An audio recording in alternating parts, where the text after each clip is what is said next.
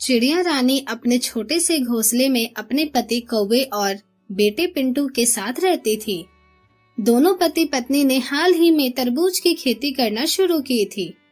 Monsoon के मौसम को देखकर एक दिन कौवा कहता है, कौवा, जल्दी से तरबूज उग जाए तो मेरी भी आस है कि इन्हें बेचकर हमारे लिए मैं एक नया मजबूत घर बनाऊंगा, क्योंकि ये घोंसला रहने लायक नहीं है। मानसून का तूफान महीना आ चुका है। रानी, जी बिल्कुल। पिंटू, माँ देखना, जब हमारे खेत के तरबूज बड़े हो जाएंगे तो मैं उसको खाया करूंगा। रानी, हाँ बेटा, जरूर खाना। वक्त बीतता है। चिड़िया रानी और कौवे की मेहनत से तरबूज के खेत में अब तरबूज आ गए थे, जिन्हें बेचकर उनकी जिंदगी अच्छी व्यतीत हो रही थी। पर एकाएक रात में मूसलाधार बारिश होने की वजह से तूफान भी तेज आया, जिससे रातों रात उन्हें अपना घोंसला खाली करना पड़ा। तभी कौवा अपने परिवार के साथ एक बड़े पेड़ के नीचे आ जाता है। कौवा, हे भगवान, ये तो बहुत भयंकर तूफान आया है। पिंटू, पापा, मुझे तूफान से बहुत डर लग रहा है, कहीं मैं उड़ तो नहीं जाऊंगा, आप मुझे पकड़ लेना।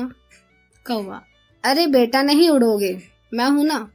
रानी, पिंटू के पापा, मुझे समझ नहीं आ रहा अब हम कहाँ रहेंगे, हमारा वो घर उजड़ चुका है। कौवा, मैंने देर कर दिया, अभी तरबूज बेचकर उतने पैसे नहीं कमाए कि एक मजबूत घर बना सकूं। आखिर जिसका डर था वही हुआ। रात को तूफान थम जाता है तो अगले दिन चिड़िया रानी अपने परिवार के साथ चुनमुन चिड़िया के घर पहुंचती है और कहती है, रानी, चुनमुन दीदी, कल रात की बारिश ने हमारा घर तोड़ दिया, क्या कुछ समय के लिए आप हमें सहारा देंगे? हमारे घर बनते ही हम चले जाएंगे। चुनमुन, अरे बस इतनी सी बात है, ये भी कोई कहने की बात है, आओ ना, घर में तुम लोग का स्वागत है। कौवा, शुक्रिया चुनमुन दीदी। रानी, अरे वाह दीदी, आपने तो बहुत सुंदर घर बना रखा है। चुनमुन, हाँ वो तो है। कौवा, शुक्रिया दीदी। वक्त बीतता है। चिड़िया रानी चुनमुन के साथ घर का काम करवा देती थी। वही कौवा रोज अपने तरबूज को खेत से निकालकर बेचने जाता था और उन पैसों से थोड़ा बहुत राशन पानी लाकर बच्चे पैसे को एक कबूतर भैया से दे दिया करता था, जिनसे वो अपना मजबूत घर बनवा रहा था। तभी कौवा कबूतर के पास जाकर कहता है, कौवा, अरे कबूतर भाई साहब, अभी हमारा घर बनने में कितनी देर लगेगी?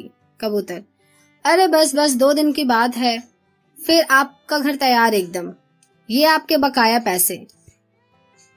ये कहकर कौवा वहां से चला जाता है।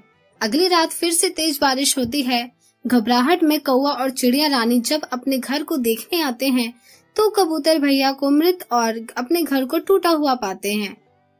अब उन पर ना खाने का ठिकाना था ना रहने का, इसलिए वो चुनमुन के घर से भी अपने बेटे के साथ तरबूज के खेत में आ जाते हैं। उनके तरबूज का खेत भी उजड़ चुका था, सिवाय एक तरबूज के। तभी चिड़िया रोते हुए बोलती है, चिड़िया, सब बर्बाद हो गया, अब हम कहाँ जाएंगे, हमारे साथ ऐसा क्यों हुआ?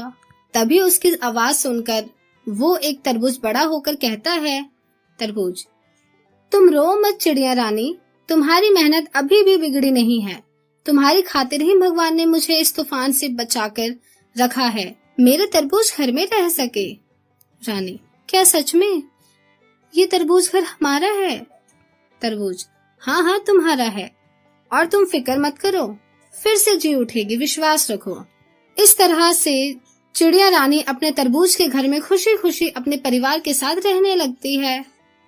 चीनू चिड़िया अपने पति कौवे के साथ आम के पेड़ पर काफी लंबे समय से रहती थी। एक दिन बहुत तेज तूफान आ रहा था, जिसके कारण वो बूढ़ा पेड़ भी तूफान के आगे अपनी हिम्मत हार रहा था। तभी चीनू चिड़िया कहती है, चीनू, नहीं पेड़, तुम हार नहीं मान सकते, तुम्हारे पेड़ से ही काफी समय से मेरा घर है, तुम्हें तूफान के सामने डटे रहकर लड़ना होगा, तुम्हें कुछ नहीं होगा और मैं भी छोड़कर कभी नहीं जाऊंगी, हिम्मत मत हारना, चाहे जितना भी तेज तूफान आ जाए, पर तुम इस जगह को छोड़कर कहीं नहीं जाओगे। कौवा, चीनू, तुम ये क्या कह रही हो, भला एक पेड़ बात थोड़ी कर सकता है। चीनू, जग्गा जी, मैं जानती हूँ वो पेड़ बात नहीं कर सकता, लेकिन उसमें भी तो दिल जज्बात जुड़े हुए हैं। मैं जानती हूँ वो पेड़ मेरी बात सुन रहा है। सुन रहे हो ना पेड़? तुम इस तूफान में हमें छोड़कर कहीं मत जाना। जग्गा, शायद तुम सही कह रहे हो। अगर हम उसे हिम्मत दे तो वो ये जगह छोड़कर कहीं नहीं जाए। तेज आंधी तूफान आ रहा था। चीनू और जग्गा किसी तरह से भयंकर तूफान में खुद को थामे रखे थे, साथ ही उस पेड़ को भी हिम्मत देते हैं। पर तेज आंधी धीरे धीरे पेड़ को उड़ाने पर मजबूर कर रहे थे। तभी चीनू चिड़िया फिर से उसे हौसला देती है। चीनू, नहीं नहीं पेड़, तुम ऐसे हार नहीं मान सकते। थोड़ा बहुत तुमसे ही हमारा संसार है। तुम्हारे डाल पर हम रहते हैं, तुम्हारी छांव में हम रहते हैं, तुम्हारे पेड़ का हम आम खाते हैं। अगर तुम चले जाओगे तो हमारा जीवन खत्म हो जाएगा। प्लीज पेड़, डटे रहना। जग्गा, हाँ पेड़ भाई, डटे रहो। कुछ देर में ही तूफान थम जाता है और पेड़ झुके हुए से बिल्कुल सीधा हो जाता है। तभी खुश होकर चीनू जग्गा से कहती है, चीनू, आपने देखा, मुझे लगता है इस पेड़ ने मेरी बात सुनी। लास्ट में ये हिम्मत हारते हारते भी खुद को मजबूत कर लेता है। जग्गा, तुमने ठीक बोला, बिल्कुल चीनू, मुझे भी यही महसूस हो रहा है। तभी वो पेड़ से आम खाकर उस डाली के घोंसले में सो जाते हैं। अगले दिन 2 कौवे उसे मार पीट कर चले जाते हैं, जिससे पेड़ के आंसू आने लगते हैं और जग्गा चीनू को देखकर कहता है, जग्गा, तुम्हारी ये हालत किसने की और क्यों की चिन्नू? चिन्नू जी, कुछ नहीं, इस पेड़ पर जबरदस्ती अपना कब्जा जमाने आए थे, क्योंकि ये पेड़ बहुत मजबूत है और न तूफान के लिए, पर मैंने उन्हें मना कर दिया तो उन्होंने मुझ पर हमला किया।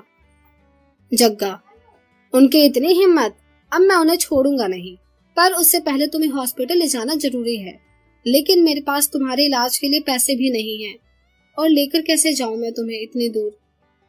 तभी वो जादुई पेड़ बोलता है, पेड़, तुम्हें इसे कहीं ले जाने की जरूरत नहीं है। मैं अभी चीनू को ठीक कर देता हूँ।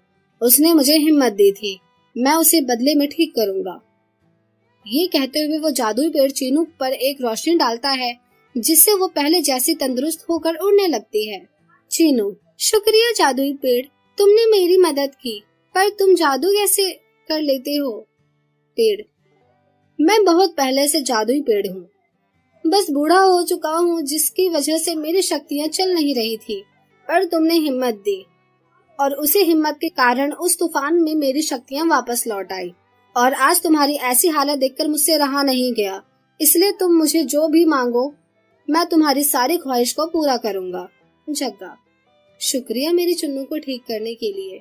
चिड़िया, हे जादुई पेड़, क्या तुम हमें थोड़े से पैसे दोगे, जिससे मेरे पति अपना नया बिजनेस शुरू कर सके? पेड़, हाँ हाँ जरूर। तभी पेड़ के मुंह से ढेर सारे पैसे निकलते हैं, जिससे जग्गा अपना नया कारोबार करके चीनू के साथ खुशी खुशी रहता है।